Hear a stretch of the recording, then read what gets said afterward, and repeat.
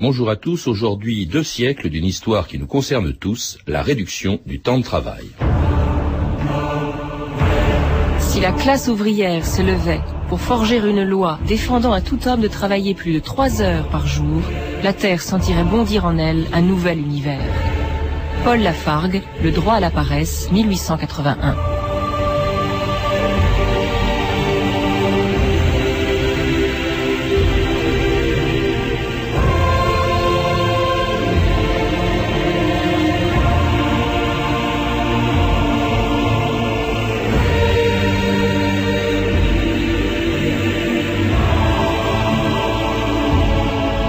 Ans d'histoire.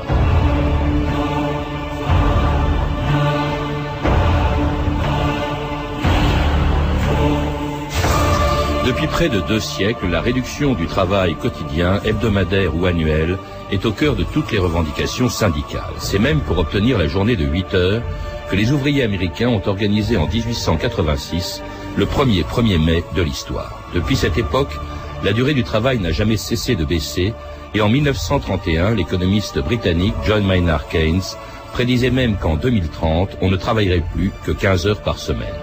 On était loin du temps où, au fond des mines, des enfants de moins de 12 ans travaillaient plus de 10 heures par jour et où, dans les campagnes, les moissons commencées à l'aube n'étaient interrompues que par le coucher du soleil. C'était bien avant la dernière réduction du temps de travail dont l'adoption, il y a 6 ans, continue de susciter des polémiques. France Inter, Christophe Ondelat, le 10 février 1998. À l'Assemblée nationale, cet après-midi, la fin d'un marathon avec le vote final sur le projet de loi de réduction du temps de travail. Sans surprise, la gauche comme un seul homme a voté pour le passage aux 35 heures. Et Stéphane Leneuf, la droite, a voté contre. Oui, 16h45 cet après-midi au perchoir. Après plus de 70 heures de débat, 7 nuits de discussion, l'étude de plus de 1500 amendements, Laurent Fabius annonce le résultat du vote.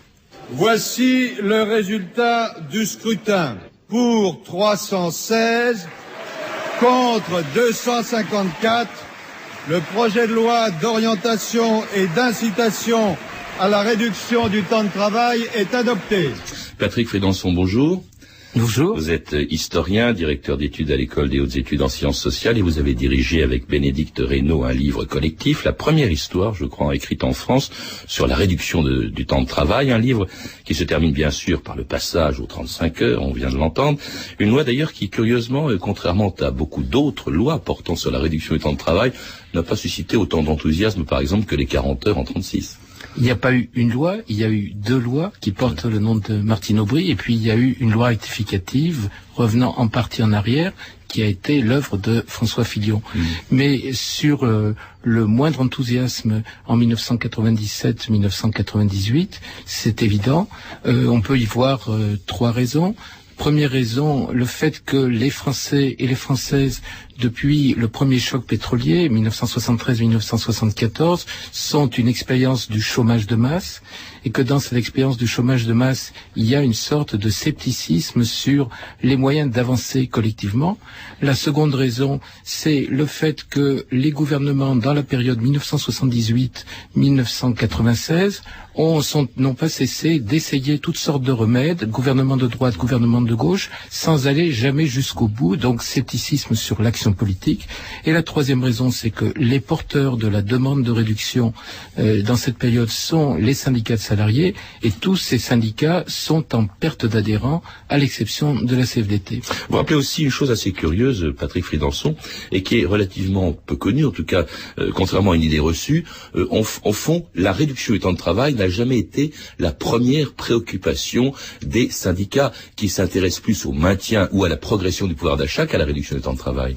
Alors ça, c'est une question centrale parce qu'elle pose la question de savoir quelle est la part dans l'activité des syndicats entre la représentation de leurs adhérents, c'est-à-dire ceux qui ont un emploi, et puis de ceux qui n'ont pas de travail.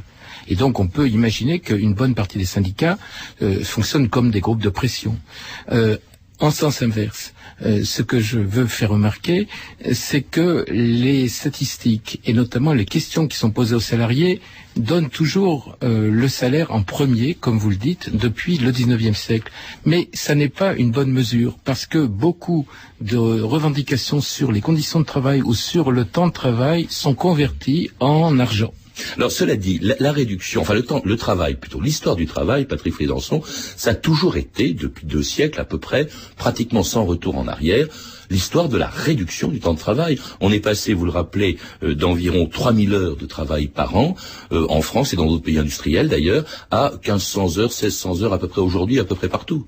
Absolument. Alors, ceci étant, il y a malgré tout une grande phase d'interruption qui est la phase 1938, 1960, 1962, 1963, où les gouvernements français successifs ont poussé au contraire à l'augmentation du temps de travail. Alors on y reviendra, Patrick Frédançon. Je voudrais qu'on évoque d'abord ce qu'était le temps de travail avant qu'il soit limité. En fait, il était pratiquement illimité avant la première loi réduisant le temps de travail en France, qui était en 1841, et c'était assez épouvantable. Écoutez plutôt ces textes du 19e siècle, choisis par Stéphanie Duncan. Oui, dès le début du 19e, des voix s'élèvent en France qui dénoncent dans les usines, notamment des durées de travail de plus en plus longues. En 1840, un médecin, Louis-René Villermé, dresse un tableau alarmant de l'état physique et moral des ouvriers employés dans les manufactures de coton, de laine et de soie. Alors, par exemple, dans le Haut-Rhin, il écrit « Les filatures et les tissages s'ouvrent généralement le matin à 5 heures et se ferment le soir à 8 heures, quelquefois 9. Ainsi, pour les ouvriers, la journée est au moins de 15 heures. Sur ce temps, ils ont une demi-heure pour le déjeuner et 1 heure pour le dîner. C'est là tout le repos qu'on leur accorde. » À Roubaix, Augustine Mahut a commencé à travailler en usine à 7 ans. Toute la journée, dit-elle, je tournais le bobinoir, 72 heures par semaine, et une baffe du contremaître pour m'empêcher de m'endormir. Dans les petites fabriques de campagne aussi, les journées sont interminables. Par exemple, dans la Drôme, le curé de Saint-Nazaire en Royan se plaint au préfet de la condition des ouvrières de la soie. Figurez-vous, dit-il, que ces pauvres filles sont appelées à 2h30 du matin pour aller aux fabriques où elles travaillent jusqu'à 9h du soir. Elles ont pour tout repos 2 heures pour déjeuner, 1 heure pour dîner. Le reste du temps, elles sont debout à leur ouvrage. En 1848, quand la loi impose de réduire de 2 heures le temps de travail, les mouliniers du Pilat, dans la Loire, se plaignent au préfet que l'application de cette loi leur interdirait d'être concurrentiels. Et à l'économique, ils ajoutent un argument moralisateur. Les occupations des ouvrières, disent-ils, sont si peu pénibles que presque tous les jours après leur travail, elles se livrent à des danses aux plus vives allures, sans en paraître le moins du monde fatiguées. De plus, la fraîcheur de leur teint révèle en général tous les caractères d'une constitution saine et robuste. Alors, afin de rallonger la journée de travail des ouvriers, toutes les ruses sont imaginables, même le sabotage. En 1845, par exemple, j'ai trouvé ce texte étonnant, on lit dans un rapport de vérificateur de poids et mesures. Certains mouliniers, en allongeant le balancier de l'horloge, placé dans la salle de travail, obtenaient un retard d'1 heure, 2 et quelquefois plus, depuis le moment où commence le travail le matin, jusqu'à celui où il se termine. Et le cas, paraît-il, n'est pas isolé. Alors, dès le 19e siècle, donc des voix s'élèvent, effrayées par le travail moderne, des voix catholiques, comme celle du comte de Montalembert, inquiet du non-respect du repos du dimanche. Ce bienfait si précieux, dit-il, sanctionné par la religion et l'expérience de 60 siècles, ce bienfait est aujourd'hui méconnu en France comme il n'a jamais été. Et des voix révolutionnaires aussi, bien sûr. Dans les usines, écrivent Marx et Engels, les multitudes ouvrières sont organisées militairement.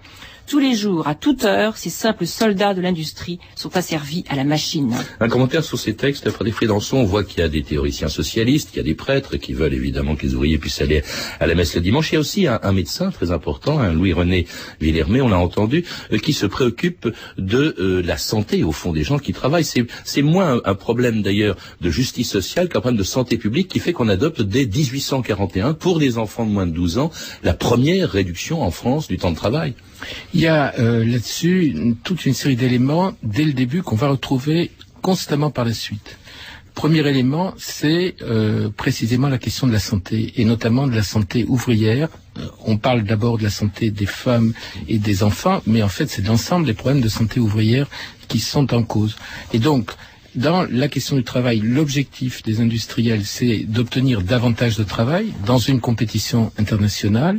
Et la question qui est posée en face par des médecins, comme vous l'avez dit, par des prêtres, par des hauts fonctionnaires, par des bourgeois philanthropes, ce sont les coûts de l'intensification du travail. Et ces coûts, ce sont des coûts sur la santé posés par les longues journées de travail et par les conditions de travail pendant ces longues journées de travail, dans les mines de charbon, dans les mines de fer, dans les usines de textile, dans les petites fabriques rurales, vous l'avez dit, mais aussi dans le travail à domicile. Et par rapport à ce qui existait auparavant sous l'Ancien Régime, c'est-à-dire un nombre incalculable de fêtes qui étaient liées à l'omniprésence de la religion catholique, le recul de la religion, c'est le recul des fêtes, et donc le fait que la journée de travail est de plus en plus intense et de moins en moins poreuse. Et qu'on commence donc à la réduire. Je rappelle 1841, loi pour les enfants de moins de 12 ans, qu'il est interdit de faire travailler plus de 8 heures. En 1848, pour tout le monde, les 12 heures. Et puis en 1900, ce sera 10 heures par jour. D'ailleurs, des lois qui sont peu respectées, faute d'inspecteurs du travail. Il n'y en a pas assez pour pouvoir vérifier que c'est respecté. Mais le problème, c'est le droit de propriété, reconnu par la Déclaration des droits de l'homme de 1789. Et comment ces lois peuvent-elles être appliquées si on n'a pas quelqu'un qui ait le droit d'entrer à l'intérieur de l'usine ou à l'intérieur du domicile. Et c'est pour ça que le texte qui vient d'être lu évoque les vérificateurs des poids et mesures, parce que c'est les seuls qui ont le droit d'entrer au début. Évidemment, ils sont très incapables de contrôler. Et il va falloir que l'inspection du travail soit mise en place pour les enfants, ensuite se développe à partir de 1892, puis qu'on commence vraiment à voir ces lois appliquées. Mais c'est vrai que l'histoire de la France, ça a été pendant des années, des lois jamais appliquées. Alors il y a aussi, on parle là, on a parlé jusqu'à présent simplement de la durée quotidienne du travail, 12 heures, puis 10 heures en 1900. Et puis alors, il y a à un moment donné aussi, on s'intéresse quand même aussi au travail hebdomadaire et au sacro-saint dimanche. Alors vous rappelez, Patrick Frédenson, que en 1814, on décrète que le dimanche sera un jour de congé. On revient là-dessus, la Troisième République renonce au dimanche en 1880, si bien que jusqu'en 1906, eh bien on travaille même le dimanche, jusqu'à une loi donc qui fait du dimanche en 1906 un jour non travaillé. Cela dit, certains patrons ne s'y résignent pas encore. Camarades, j'ai prévenu que les grands magasins de nouveautés aux 100 culottes sont ouverts aujourd'hui dimanche au mépris de la loi. Avant les 100 culottes, avant les nouveautés, silence camarades.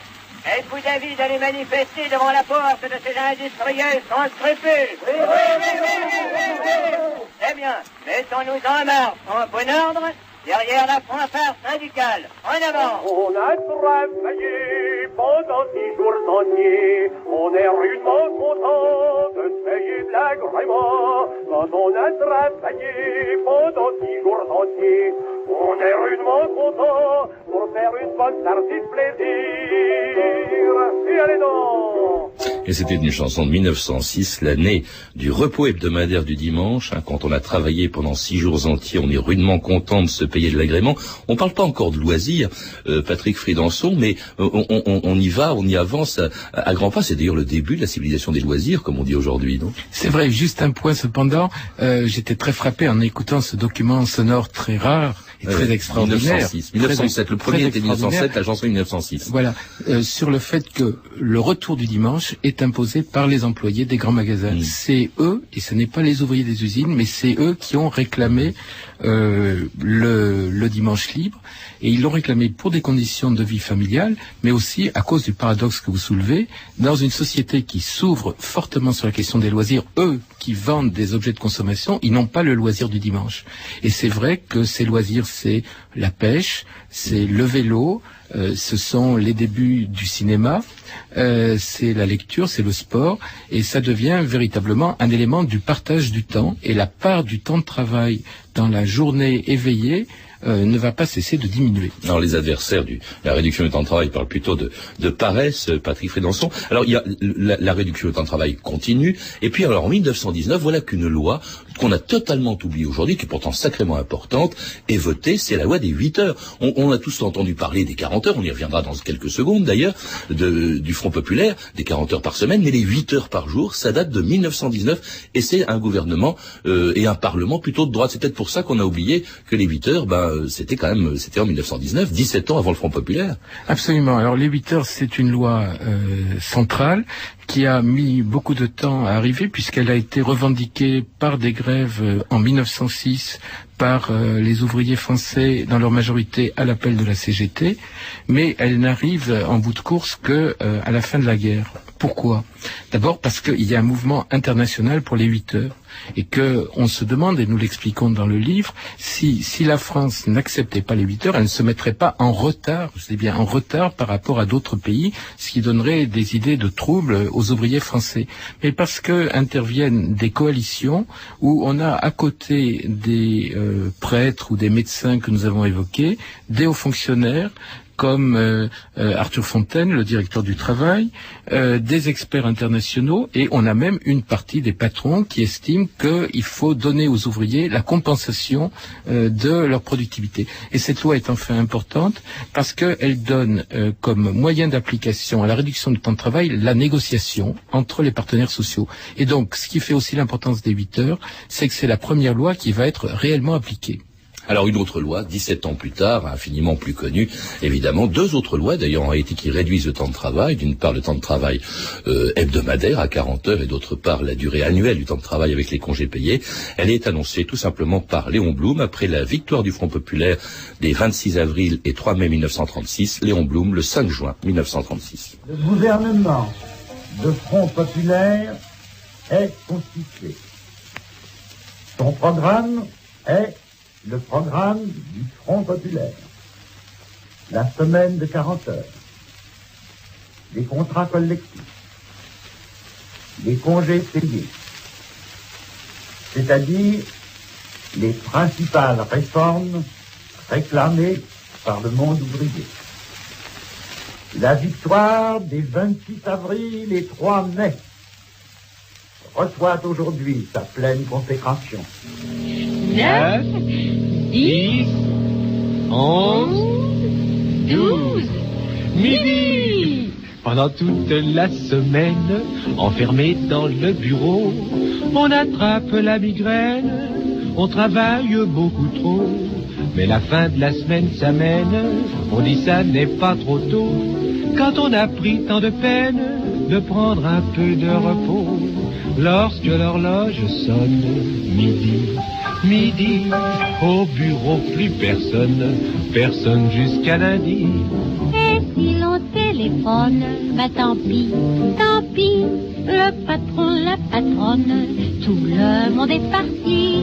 Michel est à la pêche, Lulu chez des amis, et Robert se dépêche d'aller retrouver Mimi. On a mis sur la porte, avis, avis, aux raseurs de toutes sortes, fermé jusqu'à lundi. Mon amoureux me guette, je vole dans ses bras.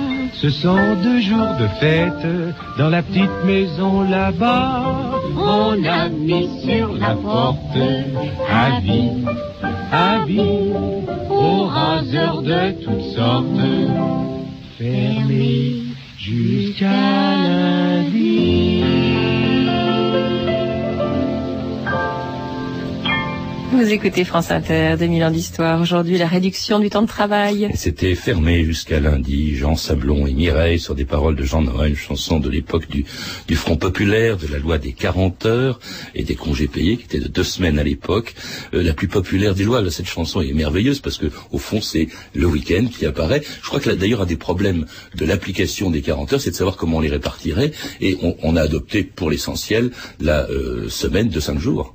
C'est vrai, on ne l'a néanmoins pas fait sans négociation, contrairement à ce que l'on dit, et nous avons montré dans le livre que le Conseil national économique a été le lieu de confrontation pendant des mois et des mois entre les patrons, les ouvriers, les employés, pour savoir comment on allait répartir au quotidien. Mais je retiens aussi 2 éléments. L'idée des 40 heures n'est pas propre à la France. Elle naît internationalement en 1931. Mais c'est la France qui est la seule, en se mettant en quelque sorte à gauche de l'Europe, à l'appliquer. Et si elle l'applique, c'est parce qu'elle est entrée dans un chômage de masse. Et donc on voit l'idée des 40 heures comme antidote au chômage, d'un partage du travail en quelque sorte, qui réapparaît par rapport au décret de 1848. Et l'autre élément, vous y avez insisté, la chanson de Mireille le dit très bien, c'est le week-end et véritablement un nouveau pas en avant dans la société des loisirs. Un nouveau pas en avant et malgré tout beaucoup de dérogations. Elles vont venir surtout avec la guerre, parce que cette loi prévoit bien entendu des heures supplémentaires qui sont payées, je crois, à au moins 25% de plus que les heures normales. Mais il y en a de plus en plus. Si bien d'ailleurs qu'à partir de cette époque, vous l'avez dit tout à l'heure au tout début de l'émission, Patrick Frédançon, au fond, le temps de travail se remet légèrement à augmenter en réalité jusque dans les années 60. Le temps de travail effectif va augmenter jusque dans les années 60 et c'est à la fois la période de la guerre, puis après la période de la modernisation de la France dans les 30 glorieuses, et là ça va être donc une augmentation du temps de travail effectif et donc d'une certaine manière aussi une augmentation des salaires réels des Français. Et puis coup de fouet en retour, à partir du début des années 60, la volonté d'avoir la compensation de ce temps en accroissement augmente. Si bien que d'ailleurs en 1963, les mineurs de Lorraine demandent à nouveau les 40 heures et une 4e semaine de congés payés. Vous avez un domaine où vous pouvez être efficace, c'est de demander immédiatement la convocation du Parlement et de faire sauter 2 lois qui pourraient dans l'immédiat solutionner le problème de l'emploi dans les mines de fer. C'est de faire voter la loi de 40 heures sans diminution de salaire et la 4e semaine de congé payé.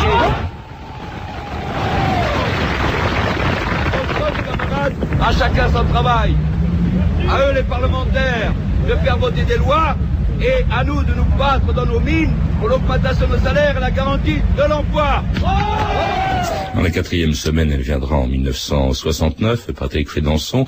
À partir de ce moment-là, d'ailleurs, pendant plusieurs années, le temps de travail va régulièrement diminuer d'environ 1% par an. Et cela, sans d'ailleurs que ça affecte l'économie, puisqu'on est en période, on est à la période des 30 glorieuses. C'est quand même le fond de ce qui se passe depuis 2 siècles. Les Français produisent beaucoup plus qu'ils ne produisaient au XIXe siècle, grâce à la mécanisation, grâce à l'organisation scientifique du travail. Et de ce point de vue-là, le phénomène de la fin des années 60 et du début des années 70, c'est on continue à produire davantage, on continue à consommer davantage, mais on travaille moins longtemps. Alors le travail, alors ça c'est en période de vache grasse, si je puis dire. À partir du début des années 70, c'est la crise qui revient, si bien qu'il est plus difficile de faire admettre une réduction du temps de travail. En 82, on sait, on passera de 40 à 39 heures hebdomadaires. Ce sera la 5e semaine de congés payés. Et puis surtout en 98 et 35 heures, avec pour objectif non pas d'augmenter le temps de loisir, cette fois-ci, Patrick Frédançon, mais de réduire le chômage. On espère qu'en réduisant le temps de travail, les entreprises embaucheront. De ce point de vue-là, c'est un peu une déception quand même, avec les 35 heures. 300 000 emplois, c'est l'accord qui se fait entre les économistes dans notre dernier chapitre. 300 000 emplois, c'est quelque chose qui est malgré tout appréciable dans une société de chômage de masse comme celle que nous avons vécue, qui est particulièrement dure pour les femmes, pour les jeunes. Et il y a en même temps un compromis social qui est esquissé dans la loi sur les 35 heures, qui est celui de la flexibilité du travail. En échange, il n'y a plus de barrière quotidienne, hebdomadaire ou annuelle à la quantité du temps de travail. Le temps de travail peut varier d'un salarié à l'autre, d'une entreprise à l'autre. En tout cas, ces 35 heures continuent d'être critiquées, surtout par la droite, après sa victoire en 2002. Écoutez France Inter, dit Joly, le 6 octobre 2003. France Inter. La bataille des 35 heures continue. Une mesure sociale qui aurait coûté 10 milliards d'euros chaque année à la France, selon le ministre de l'économie. Le ministre est revenu non pas sur le coût des 35 heures, mais sur leur effet pervers. En gros, selon Francis Maire, ces 35 heures ont enlevé aux Français le goût du travail. Les 35 heures, vous ne rencontrerez pas grand monde pour vous dire que c'est la plus belle des décisions que la France ait prises dans les 10 dernières années. Indépendamment du coût qui est plus ou moins important, c'est qu'il a introduit dans l'esprit des Français une perception sur l'intérêt du travail au cours de sa vie qui n'est pas la bonne. Le travail dans la vie, c'est aussi gratifiant, c'est aussi utile, et que le fait de travailler plus n'est quand même pas une malédiction. Un commentaire, Patrick Frédançon, sur ces propos de Francis Maire et l'idée que la réduction du temps de travail en général, les 35 heures en particulier, ont modifié en quelque sorte notre rapport au travail, qui est considéré non plus comme un bien, mais au fond comme une malédiction. D'une part, il y a un fait, c'est-à-dire qu'il y a eu des aides incitatives de l'État à la réduction du temps de travail. Donc il y a bien eu un coût. Et de façon générale. Mais la question derrière, c'est quelle est la valeur du travail dans une société à 35 heures de durée légale. Eh bien, moi, je ne pense pas que cette valeur du travail ait diminué. D'une part, parce que l'idée que le travail est une peine ou une douleur, ça c'est dans le vocabulaire français et dans le vocabulaire international. C'est dans la Genèse, hein, c'est la création du monde. Exactement, donc c'est le rapport à l'Église que nous voyons depuis le début, et que d'autre part, le fait est que les salariés travaillent plus, même en travaillant moins. Et c'est ce paradoxe qui est en cause. Et moi je pense que de ce point de vue-là, le travail dans une société de chômage de masse reste un élément complètement central. Et les adversaires du travail, ceux de droit à la paresse, on peut les renvoyer dos à dos avec ceux qui disent que il n'y a plus de valeur travail. Moi je dirais au contraire, jamais la valeur travail ne s'est aussi bien portée qu'aujourd'hui. Est-ce qu'on ira un jour aux 3 heures par jour dont parlait Lafargue au XIXe siècle ou des 15 heures par semaine que prévoyait Keynes? Impossible de répondre, mais ce que je peux vous dire, c'est qu'il est de plus en plus difficile de mesurer le temps de travail. Qu'est-ce que c'est que le temps de travail de quelqu'un qui est chez lui, devant son écran d'ordinateur? Voilà une question pour aujourd'hui. Merci Patrick Fridanson. Je rappelle que vous avez donc dirigé avec Bénédicte Reynaud La France et le temps de travail, qui vient d'être publié chez Odile Jacob. Vous avez entendu des extraits de 2 CD, l'anthologie sonore du socialisme et le Front populaire, distribué par Frémaux et Associés, ainsi qu'une archive de 1907, tirée de l'encyclopédie Bordas Mémoire du XXe siècle. Vous pouvez, vous le savez, retrouver tous ces renseignements en contactant les services des relations avec les auditeurs au 0892 68 10 33, 34 centimes d'euros la minute, ou consulter le site de notre émission sur franceinter.com. C'était 2000 ans d'histoire, à la technique Alain Hardstam et Jean-Philippe Jeanne, documentation et archivina Virginie Bloch-Léné, Claire Tesser et Émilie Trassante, revue de texte Stéphanie Duncan, réalisation de Anne Kobilac. Une émission de Patrice Gélinet. Demain, dans 2000 ans d'histoire.